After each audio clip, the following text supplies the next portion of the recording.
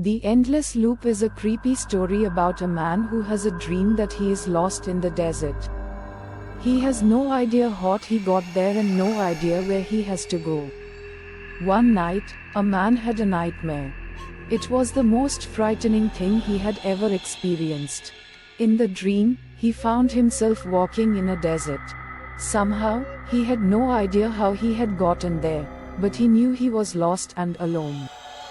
When he looked down, he realized he was carrying a machete in his hand. The long, cold steel blade looked razor sharp. The sun was beating down and the heat was intense. The man was sweating profusely, but he kept walking, even though he had no idea where he was going. After some time, he saw a dark figure crouching down in the distance. As he approached, he saw that it was a person, lying in the sand. He had been feeling extremely lonely, so he was grateful to see another human being.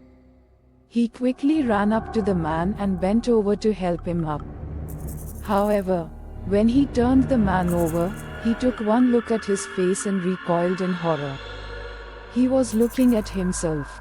In that instant, he was so overcome with fear that he raised the machete above his head and, without thinking, hacked the man to death.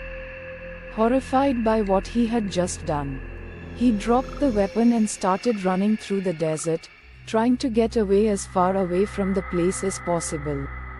With every step, his feet sank further into the sand, but he kept on going.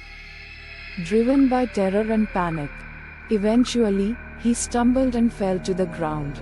Lying in the sand, he realized that he had sprained his ankle. He couldn't walk another step.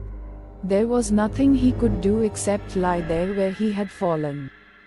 After a while, he looked up and saw something in the distance. It was the figure of a man, approaching across the wide expanse of desert. As the man approached, he waited until he could see his face clearly. To his horror, he realized it was himself, and in his hand, he was carrying a razor-sharp machete.